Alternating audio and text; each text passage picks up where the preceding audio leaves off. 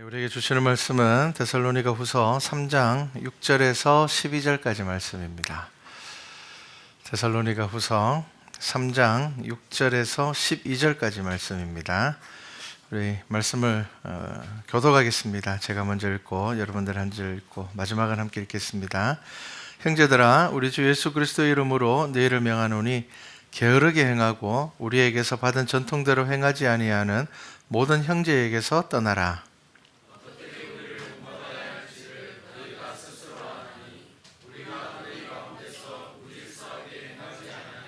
누구에게서든지 음식을 값없이 먹지 않고 오직 수고하고 애써 주야로 일함은 너희 아무에게도 폐를 끼치지 아니하려 함이니,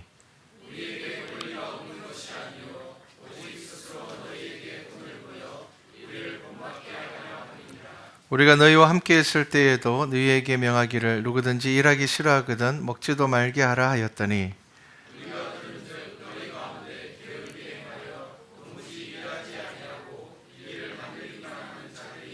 함께 읽습니다. 이런 자들에게 우리가 명하고 주 예수 그리스도 안에서 권하기를 조용히 일하여 자기 양식을 먹어라 하노라. 아멘. 오늘 말씀은 게으름에 대한 사도 바울의 이야기입니다. 그리고 이제 교회의 공동체를 향하신 말씀이고요. 오늘날 교회가 이뤄가고 있는 많은 것들 중에 하나가 질서입니다. 질서. 이 질서를 참 많이 잃어가고 있는 시대에 우리가 살아가고 있다. 정해놓은 질서보다는 내가 생각하는 질서, 내가 생각하는 기준, 내가 생각하는 중심이 우선이 되어서 우리가 성경에서 이야기하고 있는, 그리고 말씀에서 우리에게 가르쳐 주시는 질서를 우리가 잃어버릴 때가 참 많습니다. 초대교회에 복음이 전파되었을 때 예수 그리스도를 믿고 교회로 모인 많은 사람들은 하나님을 모르는 사람들 혹은 종교가 없었던 사람들이 아니라 우상을 숭배한다든지 나름의 자신의 종교가 있었던 사람들이 이제 참 하나님 대신 예수 그리스도를 만나고 교회에 모였습니다. 그렇기 때문에 그들은 하나님을 믿지만 이제 예수 그리스도를 경험하지만 사실은 어떻게 하나님을 믿는 것이 정말 하나님께서 기뻐하시는 것인지, 우리가 교회 공동체로 모였을 때 어떻게 우리가 공동체로 살아가야 되는 것인지 사실 혼란스러운 시기였습니다. 은혜는 가지고 있었지만, 성령을 체험해서 하나님에 대한 분명한 확신은 가지고 있었지만, 또 한편으로는 어떻게 우리가 하나님께서 기뻐하시는 공동체가 될 것인가, 우리가 어떻게 살아야지 하나님께서 정말 기뻐하시는 교회가 될 것인가에 대한 여러 가지 혼란스러움들이 그 안에 있었던 시기였습니다. 이럴 때에 이제 사도 바울이 교회마다 보낸 이 서신에는 교회 공동체로서 지켜야 될, 그리고 우리가 교회 공동체로 우리가 결단해야 될 여러 가지 것들을 말하고 있습니다. 그 중에 하나가 이제 오늘 우리가 읽은 말씀입니다. 게으름에 대한 이야기입니다. 그런데 이 게으름과 같이 있는 내용이 뭐냐 하면은 무질서한 겁니다. 우리는 그냥 게으름이라고 이야기를 하면 그냥 하기 싫고 좀 귀찮고 그런 것만 우리는 게으름이라고 생각할 때가 많은데, 성경에서 이야기하고 있는 게으름은 또 다른 의미로 무질서를 이야기를 합니다. 근데 우리가 무질서하다라고 이야기를 하면은 어떤 체계가 없고 그런 것을 이야기할 때가 많은데, 성경에서 이야기하고 있는 무질서는 조금 다릅니다. 어떤 무질서가 있는가 하면요, 바로 자기만의 질서를 가지고 있는 사람입니다. 분명히 공동체에 이런 질서가 있습니다. 이거는 이렇게 해야 되고 이렇게 하는 것이 옳습니다. 그리고 이런 일들은 이렇게 진행을 해야 됩니다. 이렇게 우리 안에 세워진 질서들이 있습니다. 그런데 이 질서를 무너뜨리는 사람들, 어떤 사람들인가 하면은 스스로의 질서를 가지고 있는 사람들입니다. 그래서 질서 없이 행하는 사람들만 문제가 되는 것이 아니라 자기만의 질서를 가지고 행하는 사람들이 교회를 무너뜨리고 있다는 것을 아셔야 됩니다. 그렇기 때문에 무질서한 사람들은 자기 스스로 무질서하다고 생각하지 않습니다. 뭐라고 생각하겠습니까? 내가 옳아, 그렇게 생각을 합니다. 나는 옳아, 내가 생각할 때 이게 맞아 라고 생각하게 된다는 겁니다. 그래서 나만의 질서를 가지고 있는 사람, 나만의 기준을 가지고 있는 사람이 교회 공동체 전체로 봤을 때는 사실은 교회를 어지럽게 없게 하는 역할을 하고 있다라는 겁니다.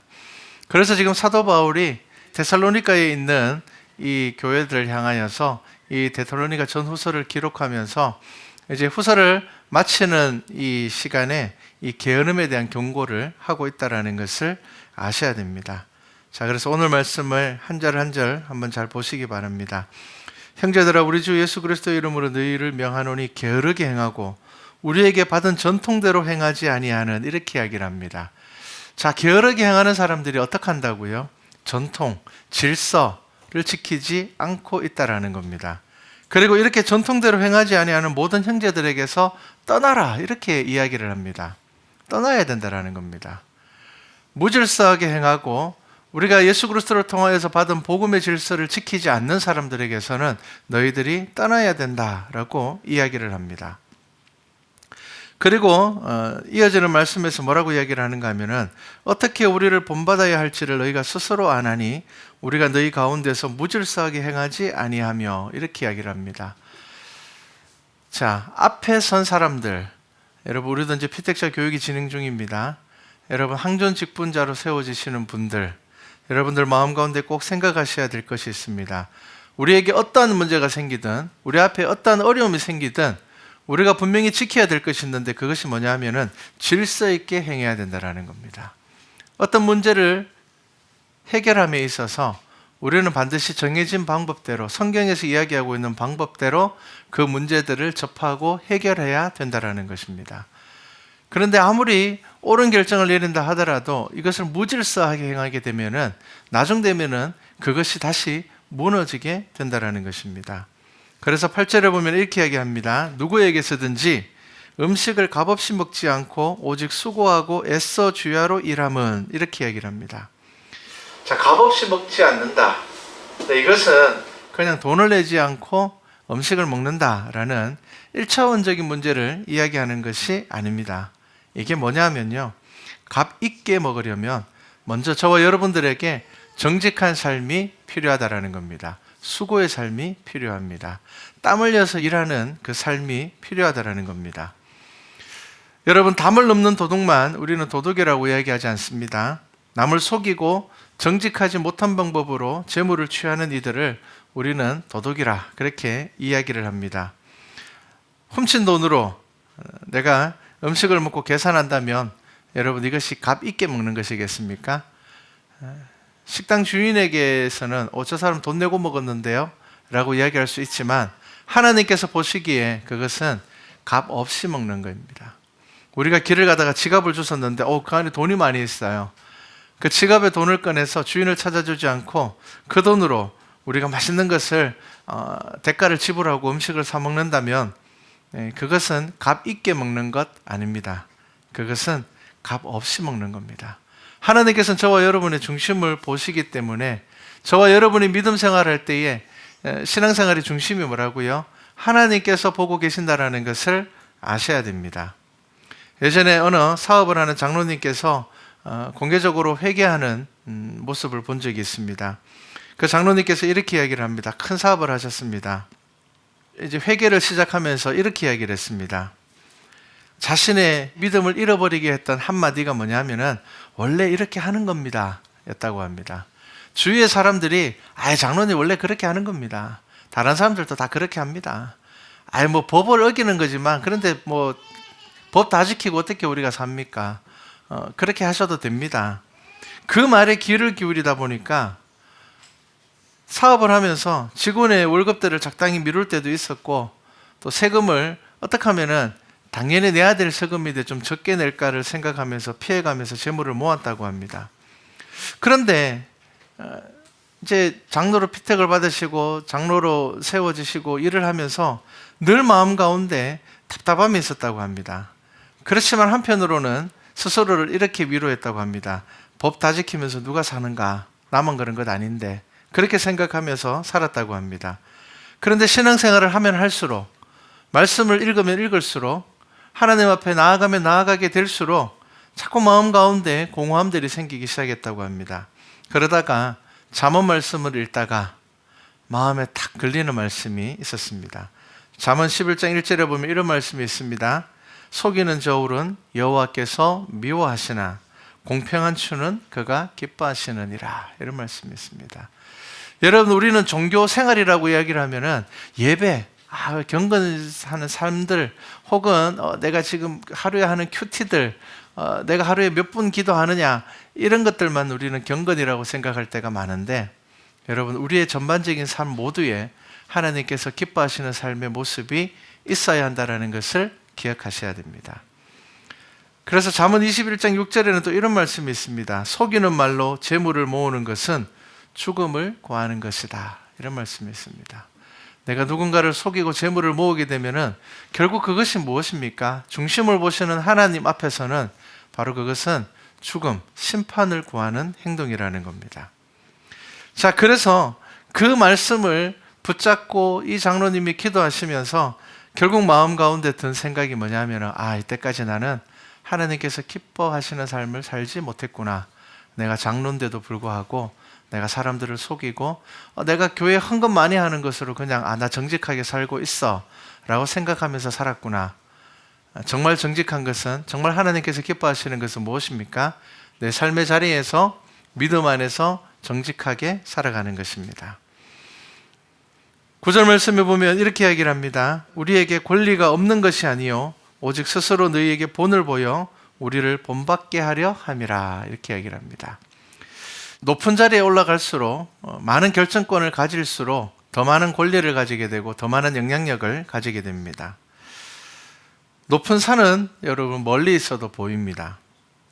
높은 자리에 있을수록 더 큰 영향력의 자리에 있음을 저와 여러분 아셔야 됩니다. 여러분들의 상황이 더 나아지고 더 많은 사람들에게 내가 영향력을 줄 수 있는 자리에 가게 되면은 여러분들 믿음의 책임이 그만큼 더 커지고 있다는 것 아셔야 됩니다. 예로부터 높은 산은 길잡이 역할을 했습니다. 오늘날처럼 주소가 정확하게 나오지 않은 옛날에는 뭐라고 이야기를 합니까? 큰 산을 중심으로 길을 찾아갑니다. 어디 가다 보면은 큰 산이 보이는데 이제 그 산에 올라가서 어느 쪽으로 보면은 어디를 찾아갈 수 있다. 그렇게 이야기를 하죠. 여러분, 모든 자리에는 본의 역할이 필요합니다. 여러분, 권리가 크면 클수록 본을 보여야 되는 역할도 같이 커진다는 것 여러분 아셔야 됩니다.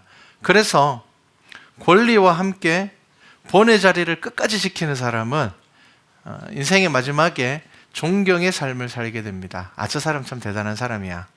저분 참 본받을 만해. 여러분, 이게 믿음의 삶의 균형입니다. 그런데 어느 순간부터 사람이 힘이 커지기 시작하면요, 본의 자리를 잃어버리고 권력만을 내세우게 됩니다. 그렇게 되면은 그 삶은 권위적인 삶이 되게 됩니다.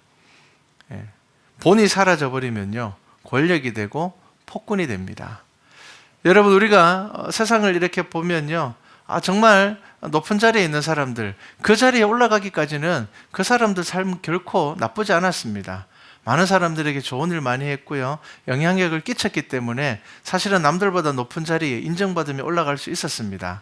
그런데 그 자리에 올라가고 난 다음에 사람들이 변하게 됩니다. 어떻게 변하게 됩니까? 본이 사라지고 힘만 남게 됩니다. 그러면 여러분, 그것은 다른 사람들에게 나쁜 영향력을 미치게 된다는 것을 아셔야 됩니다. 여러분, 본의 자리를 계속 붙잡고 끝까지 살아가는 사람이 선한 지지를 얻게 되고요, 그리고 여러분, 축복의 통로가 됩니다. 아브라함이 어떻게 축복의 통로가 되었습니까? 그가 물질의 축복을 어마어마하게 받았지만 이 아브라함은 죽을 때까지 나그네를 대접하는 사람이었습니다. 나그네를 어떻게 대접한다고요? 아주 겸손하게 대접하는 사람이었습니다.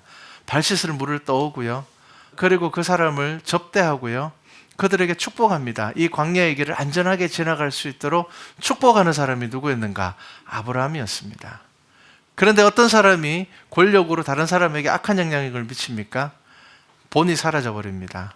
영향력이 사라집니다. 힘만이 남아있게 됩니다. 자기 스스로 만든 질서 안에서 이제 살아가게 됩니다. 예전에는 공동체의 질서를 지켰지만 자신의 힘이 강해지고 자신의 영향력이 커지니까 자기가 만들어 놓은 자기 스스로의 질서 안에서 갇혀서 살아가게 됩니다. 그렇게 되면은 반드시 공동체를 어렵게 만듭니다. 여러분, 교회는 질서 있는 공동체입니다. 그리고 이 질서는 본을 통하여서 세워지는 질서입니다. 여러분, 제가 목사라고 해서 여러분들 앞에서 여러분들이 계속 질책하는 말만 하고 내가 그 말씀대로 살지 않는다라면은 여러분 어떻게 되겠습니까? 저는 본은 사라져버리고 힘만 남는 사람이 됩니다. 그러면 여러분, 우리 교회는 건강한 믿음으로 하나님께서 기뻐하시는 교회로 살아갈 수가 없게 됩니다. 권위와 마찬가지로 그 이상의 본의 삶을 살아야 됩니다. 학년직분자들도 마찬가지입니다. 하나님께서 주신 그 권위 안에 여러분들 그 권위를 넘어서는 여러분들 삶에 본이 있어야 한다는 것을 꼭 기억하셔야 됩니다. 뭔가 열심히 하고 뭔가를 잘하고 있는 것 같지만 무질서한 사람은 결국 사람을 떠나가게 만들고 공동체를 어지럽고 힘들게 만들게 됩니다. 여러분, 세계사를 통하여서 한번 이 세계의 흐름들을 한번 보십시오. 좋은 지도자들만 영향력을 가지는 것이 아니었습니다. 히틀러 같은 사람들도 얼마나 많은 사람들이 따랐습니까? 얼마나 많은 사람이 그를 추종하였습니까? 그런데 그 힘과 그 많은 추종의 지지를 가지고 그 사람들은 무서운 죄를 저질렀습니다. 마르크스의 유물론도 마찬가지입니다. 선하지 않은 영향력을 미침에도 불구하고 많은 사람들이 그것을 추종합니다. 스스로 나는 악한 사람이야 라고 이야기하는 지도자 없습니다. 막 사람들을 학살하고 사람들을 많이 죽이는 지도자들도 그래 나 나쁜 놈이야 라고 이야기하는 사람 없습니다. 다 나름의 정의를 가지고 내가 이 정의를 행하기 위해서 어쩔 수 없었어 라고 이야기를 합니다. 스스로의 질서를 가지고 있다는 겁니다. 그리고 그 안에 스스로 갇혀버릴 때에 무질서한 악의 본이 될 뿐입니다. 그래서 이 데살로니가 후서 말씀을 통하여서 사도 바울은 분명히 우리에게 이야기를 합니다. 내가 권리가 있지만 나는 너희에게 본을 보이기를 원한다. 왜 본을 보이는가 하면은 너희들이 우리를 본받게 하려 함이라. 그렇게 이야기를 합니다. 여러분, 결국 본을 보이는 이유는 야, 나 대단한 사람이야. 야, 나는 너희들하고 다르게 이런 일 할 수 있는 사람이야. 그게 목적이 아니라 내가 본을 보이는 이유는 너희들도 이 본 받게 하기 위함이라. 그렇게 이야기를 합니다. 사도 바울이 왜 순교의 길을 갔습니까? 본 받게 하기 위함입니다. 왜 예수 그리스도의 이름을 놓지 않고 그가 살았습니까? 많은 사람들이 이 사도 바울을 본받기를 원했습니다. 그래서 10절 말씀을 지나가면 이렇게 이야기를 합니다. 우리가 너희와 함께 있을 때에도 너희에게 명하기를 누구든지 일하기 싫어하거든 먹지도 말게 하라 하였더니 우리가 들은즉 너희 가운데 게으르게 행하여 도무지 일하지 아니하고 일을 만들기만 하는 자들이 있다 하니 이렇게 이야기를 합니다. 일하지 않는 사람들이 문제되지 않습니다. 어떤 사람들이 문제가 됩니까? 일을 만드는 사람들이 문제가 됩니다. 일을 안 하는 사람들은 게으른 건 맞습니다. 그런데 일을 만드는 사람, 질서를 따르지 않고 스스로의 질서 가운데서 일을 만드는 것은 교회를 어지럽게 하는 아주 큰 어려움이 된다는 겁니다. 그냥 아무것도 하지 않는 사람은 교회를 어지럽게 하지는 않습니다. 일을 좀 더디게 진행하게 하죠.